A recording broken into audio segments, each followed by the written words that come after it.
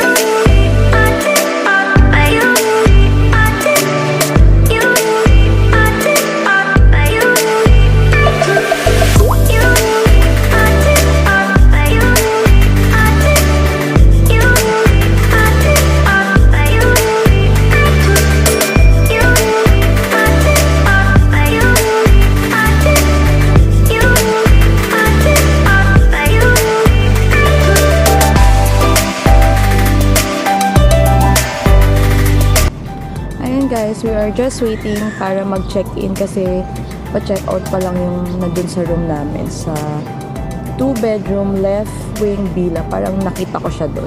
And ang init guys, pero alam niyo yun, sobrang relaxing ng place. Tapos malapit siya sa beach. So may restaurant pala sila dito. And medyo malayo lang kasi yung mga kainan sa labas, kaya feeling ko dito na talaga kami kakain until for our 3 days stay here. And ayun, sana mawala ng init, pero magpapahinga ako. I need a rest today kasi dito lang talaga kami. Tapos tomorrow na lang kami pupunta sa activity. Meron daw mga rock climbing, tapos merong ATV dun sa kainuman, Camp Kainumayan ata. Parang 20 minutes daw away from here. Kaya, yun na lang yung activities na gagawin namin kasi gusto namin mag-rest. Guys, ano pala siya, ayun, full payment kasi yung need nila upon booking mo online. Kaya, ayun. And I know, it's worth it naman. Yung 8 hours of our travel. Sobrang feeling ko worth it lahat siya kasi may own pool yung rooms namin na kinuha. And, ayun, mamaya itutur ko kayo sa room namin. Excited ako. Hi guys, so this is our villa. This is the 2-bedroom left wing villa. So, let's go. First, dito muna tayo sa labas. Ayan, meron siyang own pool na meron siyang 4 feet. So, ayan, di ako ampos dito guys. Ayan, ito yung pinaka area niya. Ayan.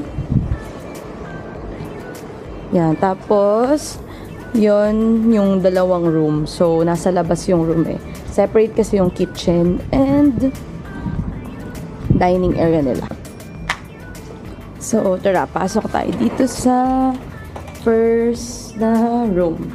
So, ayan, di ba ang cute? Ang liit lang niya, tapos may isa siyang bed. Meron ding isang single bed and twin size bed ba to or queen size bed.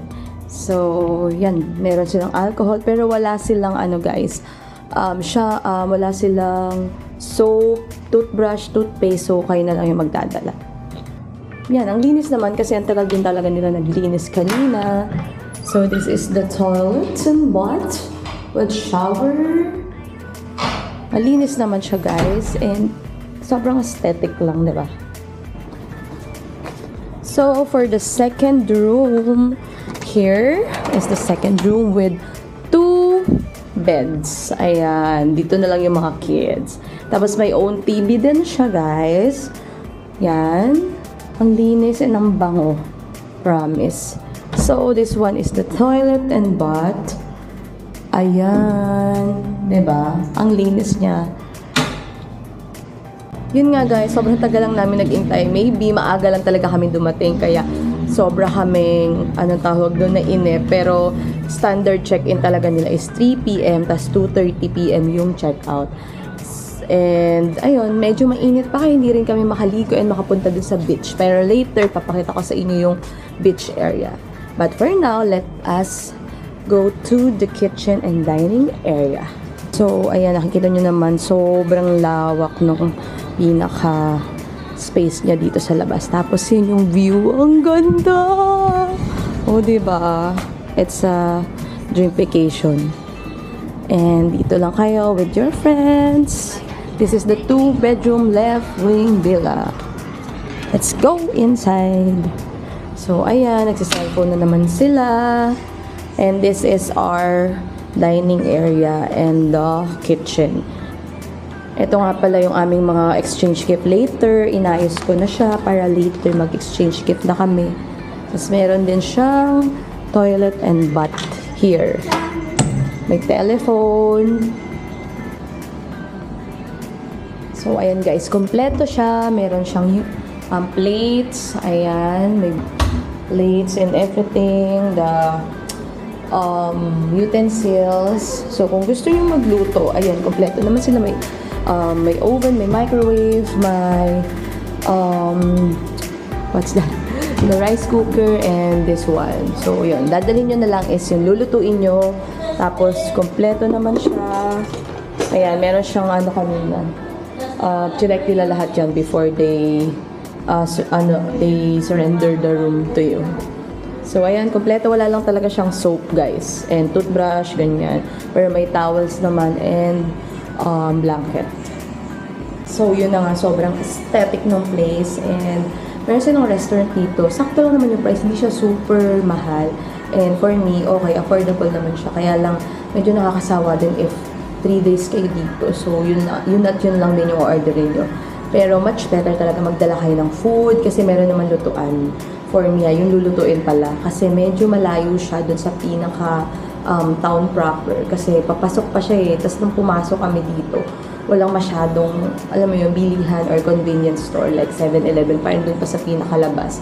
So, tatamarin ka lang lumabas, kaya sana complete na yung dadalhin mo before going here.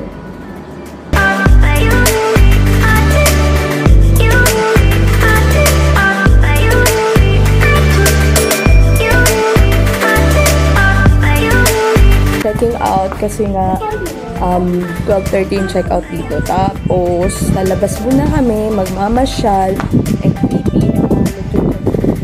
namin dun sa isang group sa couple suite. Kaya, mag-wait muna kami until 3. Labas muna kami para mamasyal. So, ayun. Another day, another vlog. Bye! Galing nga pala kami sa Camp Kainumayan. And today, nandito naman kami sa next room namin, the suite or the couple suite. Dalawa yung kinuha ko. And ang cute din niya guys. Sobrang nice, sobrang clean. And ang ganda ng CR. May bathtub pa. So, dito lang siya sa pinakamalapit sa front desk nila. Kaya, mas mabilis yung access dun sa car namin. So, ayun. Pagdating namin, nakalipat na yung mga gamit namin. Kasi sinabi ko na after 3 o'clock at wala pa kami, ilipat na lang ulit yung gamit namin dito.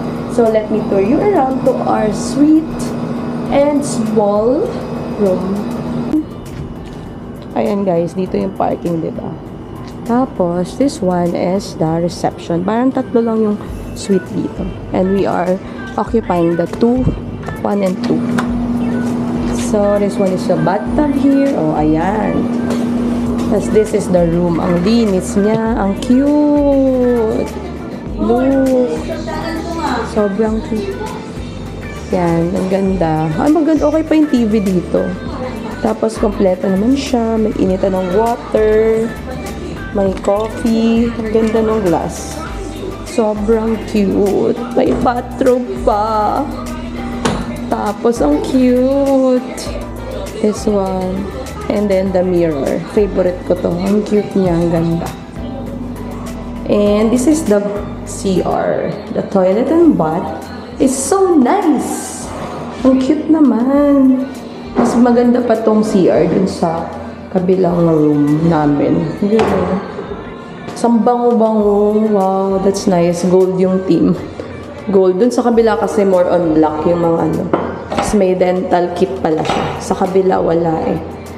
That's it. So simple, so small, pero that's nice. So, look at the ceiling. Oh, that's nice. Ito yung gusto kong room. Ang ganda. Aesthetic.